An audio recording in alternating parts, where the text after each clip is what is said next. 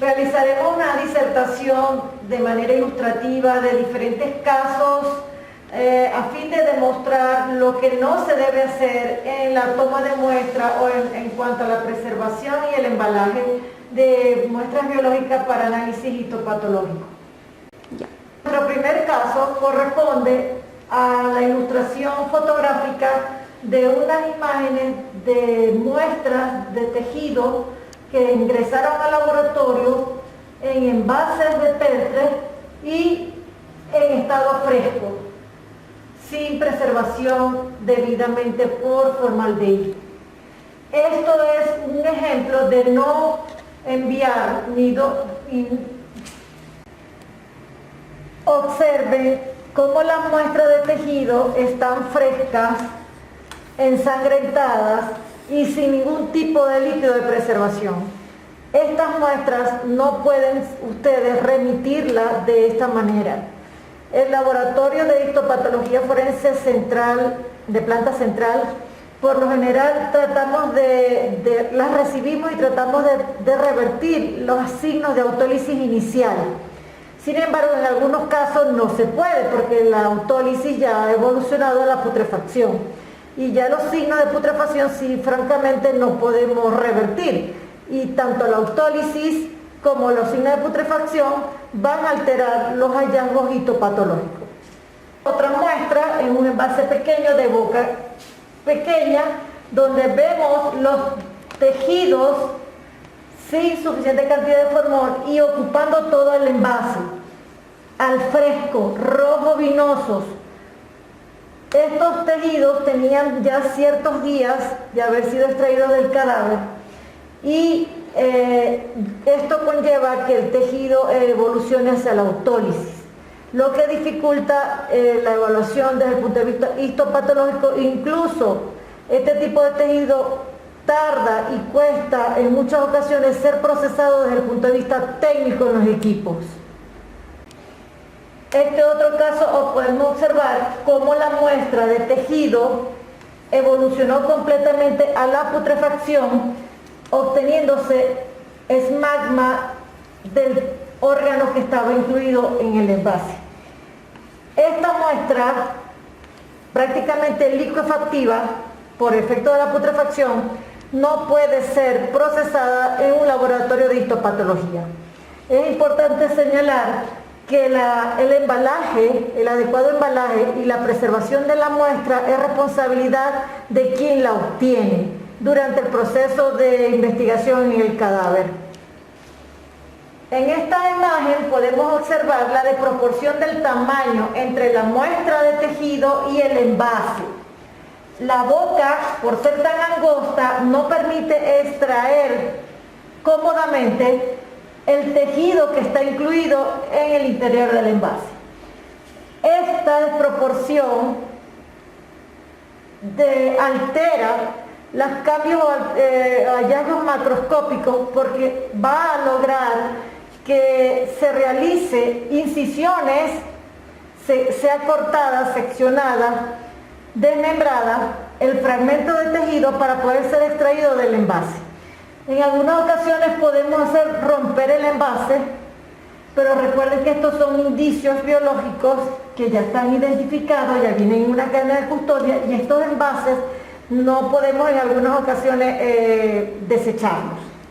Entonces, además de esto, desproporción en cuanto al tamaño, que es lo que llamamos contenido continente, la muestra de tejido no se fija de manera idónea porque absorbe la cantidad de formol y se quedan áreas sin preservación de la misma.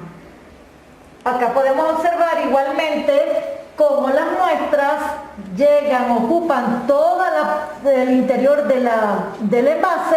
Obsérvense que casi todos vienen en envase de boca pequeña, angosta, y esta cantidad de formol es insuficiente para cubrir y preservar toda la muestra de tejido que está en el interior.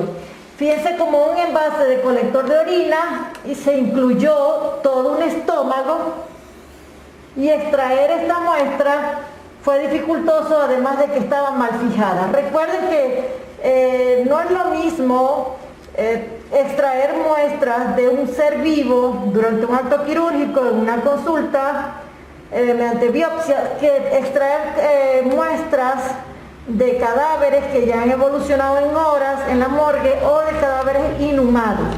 Estos tejidos de los cadáveres de autopsias médico-legales y de exhumaciones judiciales van a tener siempre ya un daño tisular de autólisis que se puede frenar antes de las 24 horas en un laboratorio. Pero en la mayoría de las veces no contamos con suficientes elementos para poder revertir esa autólisis. Entonces, ya aquí estos cambios, más que todo cuando vienen de exhumaciones judiciales, el tejido ya viene con, no solo con autólisis, sino con putrefacción, y es más cuesta arriba poder emitir un diagnóstico desde el punto de vista de histopatología. Entonces, esta desproporción de contenido y continente conlleva a que la muestra se evolucione rápidamente a la putrefacción. Esto son dos ejemplos de lo que no se debe realizar al momento de embalar y preservar la muestra. Acá podemos observar cómo se requiere extraer un tejido que además no está preservado en formaldehído, está fresco, ensangrentado, desde un envase de recolector de orina pequeño, trasladarlo a un envase de boca ancha y de mayor tamaño. Este tipo de envase de boca ancha y de gran tamaño es lo que me va a mí a preservar de manera correcta la fijación de este tejido. Ya este tejido tiene algunos signos de autólisis que en el laboratorio se tratan de revertir para poder obtener alguna información al microscopio óptico. Sin embargo, muchas veces es dificultoso. Entonces, lo ideal es traspolar este material de tejido que ya tienen signos de autólisis, ya está iniciando la putrefacción, y cambiar a envases. Se recomienda la utilización de envases grandes de boca ancha. Los fragmentos de gran tamaño, como estos que estamos representando acá en las imágenes, deben ser incluidos en envases de boca ancha obligatoriamente, para que pueda estar cubierto totalmente por formol. El formol debe de cubrirlo aproximadamente 1 a 10, o sea, el 1 lo representa el tejido y 9, el formol. Entonces, en este caso tuvimos que hacer el traspaso de todos los tejidos de este envase pequeño a un envase de mayor tamaño de boca ancha. Cuando los fragmentos miden de 5 o más centímetros, obligatoriamente tienen que utilizar envases de boca ancha. Esto va a permitir que al momento de ser extraído en el laboratorio pueda salir con facilidad el órgano y que el mismo se pueda fijar. Lamentablemente, cuando incluimos un fragmento de tejido o de órgano en un envase de menor tamaño, donde hay desproporción en el contenido y el continente, vamos a tener tejidos mal fijados, tejidos deformados, y que van a ser cuesta arriba extraer del envase al momento de la pericia del estudio macroscópico. Como igualmente tenemos envases de pequeño tamaño, con boca angosta, y vemos que hay una punta del fragmento sin cubrir por el formol. Acá igualmente tenemos un fragmento donde está cubierto parcialmente por el formol. Esto no se debe hacer. Incluso cuando ustedes introducen este fragmento que mide más de 5 centímetros dentro de este envase, al momento que ustedes realizan el embalaje, es una muestra que está blanda, pero cuando se endurece por el formol, ella absorbe gran parte del formol y el formol va a quedar en desproporción con el tamaño de la muestra. Acá podemos observar igualmente cómo El fragmento, la parte superior del fragmento queda desprovista de formol o del líquido que lo esté preservando, y esto contribuye a la autólisis o la putrefacción del tejido. Esto obviamente igual el tamaño del fragmento es de mucho mayor que el tamaño del ancho de la boca del envase, y esto hace que se rompa al momento de extraer el tejido. El deber ser es tomar siempre una muestra, un envase de boca ancha, y que la muestra de tejido quede nadando en el formaldehído, que es el preservante específico para las muestras de análisis histopatológico.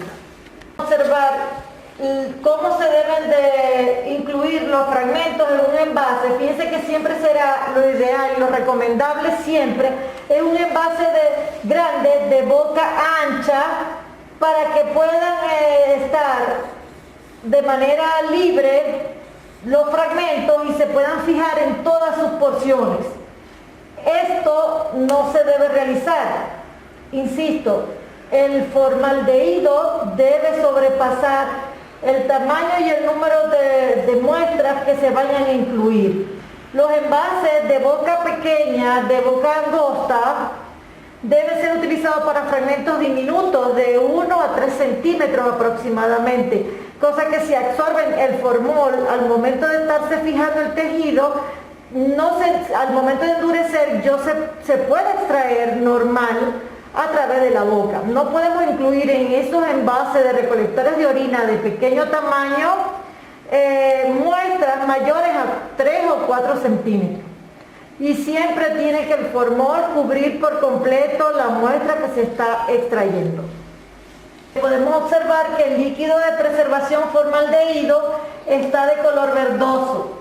En algunos médicos legistas realizan tinción del líquido con azul de metileno, otros tintes, y esta tinción, este marcaje que le hacen al formaldehído es fatal para el estudio macroscópico de lo mismo. Estas muestras, este líquido verdoso, ese tinte, ese químico se pega, se adhiere a la superficie externa del tejido. Fíjense cómo acá está todo verdoso. Esta coloración verdosa interfiere con el análisis macroscópico. Si hay algún cambio allí que sea de interés para la investigación o para el médico legista que está tomando la muestra, esto va a interferir. No podemos enviar muestras de tejidos en un líquido de formaldehído teñido con algún colorante. En este caso podemos observar que el líquido donde vino preservado o presuntamente preservado las muestras tiene una coloración amarillenta. No pueden enviar preservando el tejido o los tejidos en líquidos que no sea formaldehído. Tienen que estar seguros que sea formaldehído buferado al 10%, y si es cerebro al 20%. El cerebro, el tejido cerebral siempre debe ser embalado en un recipiente aparte del resto de los demás tejidos, porque es el tejido más reblandecido que tenemos en el cuerpo humano. Y si hay signos de autólisis o putrefacción, más aún. Entonces se requiere que el tejido cerebral sea incluido en formaldehído buferado al 20% y el resto de los tejidos. Entonces, con esta imagen quiero informarles que deben garantizar que el formaldehído sea el único preservante a utilizar para la conservación de los tejidos. Recuerden que el análisis histopatológico va a fortalecer el informe pericial de medicina de autopsia médico-legal. En este caso quiero mostrar tejidos donde están con autólisis y putrefacción. Esta característica en la primera imagen rojiza corresponde a tejido mal fijado. Son fragmentos que ustedes incluyen en los envases de pequeño tamaño y con boca angosta, y se fija la periferia, como vemos acá, pero la porción central del tejido no se fija. Cuando son fragmentos mayores a 4 centímetros, o 5 centímetros, hay que realizar incisiones que no alteren lo que ustedes quieren que se analice para que pueda ingresar el formol. Cuando son fragmentos de 4 o 5 centímetros, se debe realizar incisiones en el fragmento para poder ingresar formol a la porción central. Si no se realizan incisiones en un fragmento mayor a ese tamaño, va a ocurrir esto que estamos observando acá, que toda la porción central del tejido, del fragmento, está autorizado por malfijación formólica. En la derecha tenemos una imagen de un tejido totalmente putrefacto. Cuando ustedes observen estos tejidos en una exhumación judicial, en el examen del cadáver, por favor no lo tomen, porque esto no es viable para análisis histopatológico. Cuando ya ustedes observen estas cavidades producto de la putrefacción cadavérica, este tejido ya no es viable para análisis de histopatología forense. Entonces se sugiere por favor no colectarlo porque no puede ser procesado en un laboratorio de histopatología forense. En esta lámina quiero presentar una modalidad que tienen algunos médicos legistas en tomar y enviar las muestras ya incluidas en casetas. Estas casetas son de utilización netamente dentro del laboratorio de histopatología forense. Entonces llegan las muestras incluidas en un envase de pequeño tamaño, luego las vemos acá y al destaparlas observamos que el tejido está maltratado por la presión que hace la tapa de la caseta. Esto interfiere también con el análisis macroscópico de ese tejido. Recuerden que para incluir muestras de tejido en estas casetas tienen que tener un tamaño y unas medidas específicas que ya están establecidas universalmente para los laboratorios de histopatología en el manejo de piezas macroscópicas. Entonces, esto es preferible que lo envíen sin la caseta dentro del envase. Si son muestras pequeñas de este tamaño, que pueden ser 2 por 3, puede ser incluido un solo tejido en un solo envase pequeño. Pero no realicen el envío de muestras de esta manera en casetas histológicas. En esta lámina podemos observar fragmentos óseos. Los fragmentos óseos, cuando son colectados en autopsia o en exhumación judicial, deben ser, si van a ser transferidos al laboratorio embalados en papel, en bolsa de papel, tienen que ser huesos como este, fragmentos óseos que no tengan adheridos tejidos blandos. Pero una vez que se resguardan en el sobre de papel, lo ideal es colocarle sal marina, sal común, para mejor preservación. Cuando tenemos fragmentos de hueso con porción medular, con tejido graso dentro de la médula, fíjense la grasa que está dentro, se adhiere, la absorbió el papel del embalaje. Esto requiere incluir en formaldehído, en fijar en formaldehído. ¿Por qué? Porque la médula ósea después no va a poder ser evaluada desde el punto de vista microscópico, porque hay autólisis y la grasa también hace autólisis. Entonces es importante que cuando haya tejidos blandos, el hueso tiene que ser incluido en frasco con formaldehído. Cuando son huesos secos, sin adherencia de tejido blando, puede ser incluido en sobre de papel, pero con sal común. Y por último, con esta lámina, quiero hacer la referencia de que no se deben de utilizar envases de vidrio para colectar las muestras para análisis histopatológico. Está el riesgo que se puedan fracturar, que se puedan romper por completo y perder la muestra que se va a analizar. Lo recomendable universalmente está envases de plástico con boca ancha. Es lo que está recomendado para recibir las muestras en laboratorios de histopatología. Finalizo la manera de cómo se debe de preservar adecuadamente las muestras para análisis histopatológico. Si bien es cierto, hice un paneo de muestras donde el procedimiento de embalaje y preservación es el incorrecto, no es menos cierto que acabo de indicar cómo debe ser el desarrollo en cuanto al embalaje y preservación de las mismas.